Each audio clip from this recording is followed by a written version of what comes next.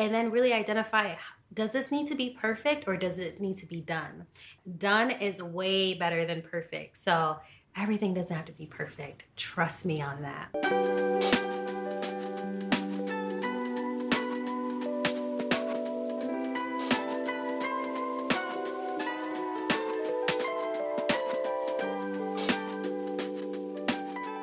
What's up, Flourishing fam? Welcome back to Flourish with Delores, where flourishing is about progress and not perfection, honey. In today's video, we are doing another Vlogmas video. It is day 7. And in today's video, this is a holiday survival guide, how to choose yourself and thrive during the holidays. I thought it was really important to do this video, and it's gonna be a couple installments of this throughout the Vlogmas series. We're gonna do one that touches more on family dynamics, and then another one that touches on, that my husband and I will do, that talks about splitting the holidays and how to navigate that. But I wanted to start this series with all about you, how to choose yourself and thrive. And family dynamics are tough. Dealing with the holidays can be tough, as exciting as it is to decorate your home and listen to the Christmas cheer and the music. I know that many of us may be suffering in silence as we think about all the other daunting stressors of the holiday. So I really want to talk to you guys about how to remember to choose yourself. So let's jump right into it. And number one, so I have 8 tips. And so the first one is to give yourself permission to feel what you feel during the holidays. So again, like I was saying, the expectation is to feel all this holiday Christmas cheer, to be all about gratitude. But if you're not feeling it and you're feeling down, don't avoid those feelings. Really address it and allow yourself to feel them and identify where these feelings are coming from, so that you can hopefully address it and go through it, grow through it, which is so important. So that is tip number 1. Tip number 2 is to set appropriate boundaries. So all in choosing yourself, you need to be able to set appropriate boundaries. A lot of times we have an idea of what our boundaries are, and then we don't understand when people aren't abiding by the boundaries. And sometimes we think we know what our boundaries are, but we never really sat down to think, like, what are my boundaries? What am I okay with? What am I not okay with my family doing or talking about? What am I not okay with how I treat myself? So maybe you've been staying up really late, binging TV, but then you can't get up in the morning. Well, then you need to create boundaries for yourself with trying to get to bed a little bit earlier, so that you're not dragging yourself during the day the next day. That's an example for me. That's a me to me moment. So I think when we think about boundaries, we think about how other people can respect us, but we also need to think about how we can respect ourselves. So with choosing ourselves, if you're respecting yourself, you're gonna exude that with what you expect for others. So that is a huge tip, is setting boundaries for yourself, and write down what those boundaries are. Write down what they are for yourself and write down what they are for others. Tip number 3 is to get organized and establish what tasks during the holidays are priority and what just aren't. A lot of times we feel stressed and less unable to thrive during the holidays because we feel like we have to do everything. Not everything is super important. Just because in our mind or our families has set it up as important doesn't mean that it has to continue to be important to you. So you really need to take the time to get organized and prioritize what are the things that you're going to attend, what are the things that are really important to you that you want to make time for. And even with getting organized, one of my favorite things to do during the holidays is to literally get organized, clean up my space. I feel like when I clean, or even if you don't like cleaning, but when your space is clean and organized, you can think a lot better. And so for me, during the holidays, especially as we get into our new year, I want to clean out my phone. I have like all these pictures and videos that I want to wipe out and clean out so I can think better. I want to clean out my office space, all the different spaces. It's important for me to get organized so I can have a little bit more clarity. And that's going to help you choose yourself too, because you're going to go into the new year feeling refreshed and organized. Tip number 4 is to pace yourself. Everything doesn't have to get done in one day. And that's another me to me, something I've had to learn as I've learned to choose myself and thrive and flourish. I've had to learn that everything on your to-do list does not need to be done in one day. And maybe you're also putting too much on your to-do list for one day. For me, I like to have at least my top 3 that I definitely want to do for the day. I may have like 5 or 6 on my to-do list, but mentally I know these 3 things need to be done for today. But life happens, things happen, and if they don't get done, that is okay. Give yourself that grace. We're gonna talk a little bit about grace a little bit later, but pace yourself, slow down. I'm gonna say it again, slow down. If you're my age, I'm 30, a lot of times I feel like I have to keep going.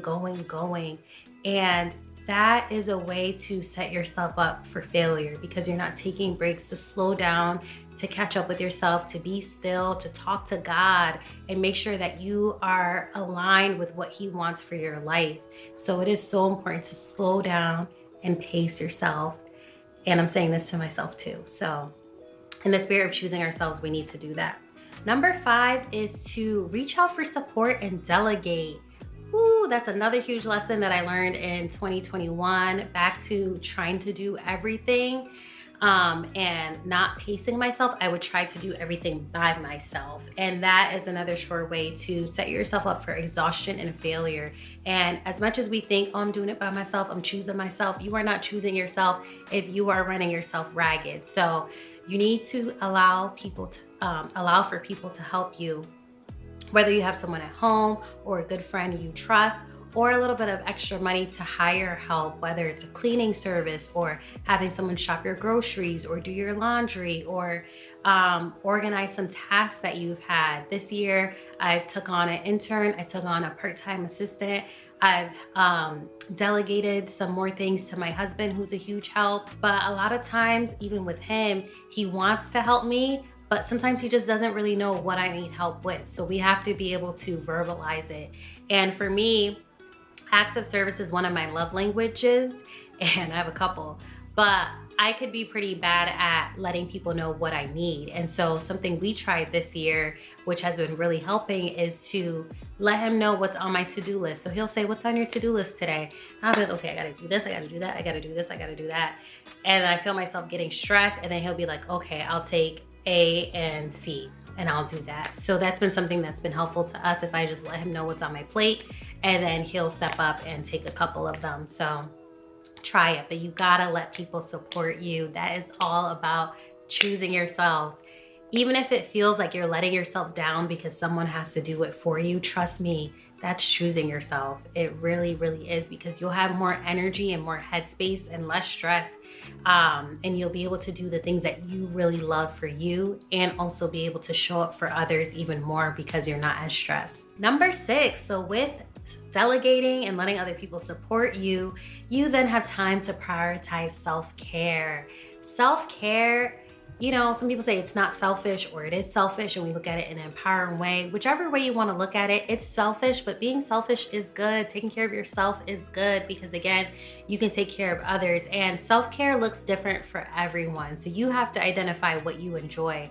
For some people, it may be working out. For some people, it may be putting on makeup and getting dressed, or listening to their favorite, music, or reading books. Like, you have to figure out what self-care means to you, as long as it's something that is preserving yourself. So I look at it more as self-preservation. So what's going to give me energy to be able to be excited and do the things that make me feel good, so that I can continue to do good work. Number 7 is to release the idea that everything has to be perfect, y'all. Remember, flourishing is about progress and not perfection.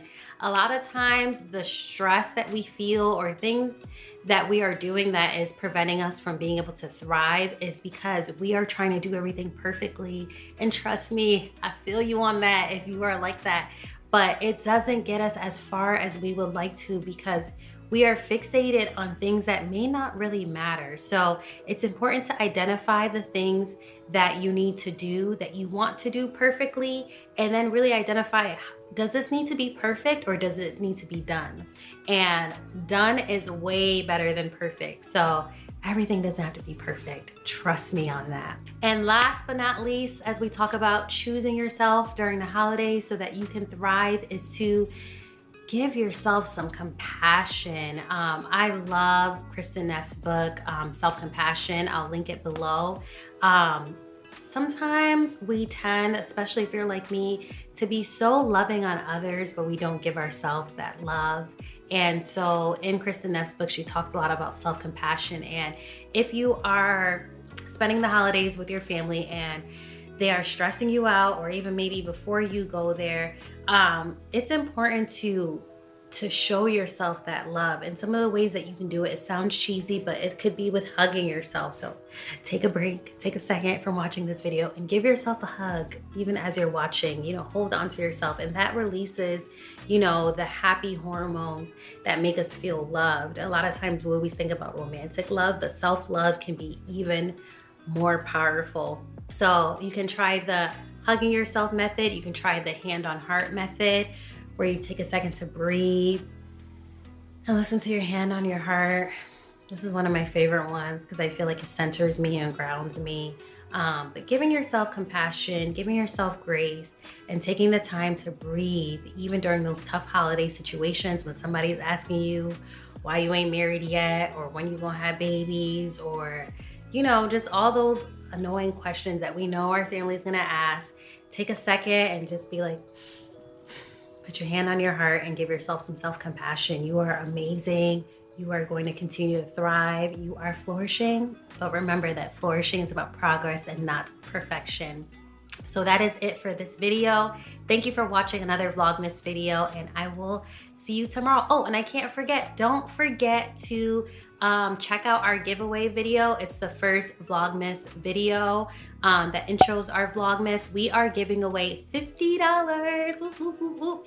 And actually, we're giving away 2 gifts, so you have 2 chances to win $50 or shoes from Fashion Footwear. It's the only convertible heel, which is so cool. So check out that video so you can hear a little bit more. All you have to do is make sure you subscribe and comment on at least 3 Vlogmas videos. So thank you so much for watching, and I hope you enjoyed this one, and I'll see you tomorrow. Peace. So in today's Vlogmas, we are making a gingerbread, what is it, cottage kit? It looked way more complicated than I thought it was gonna be.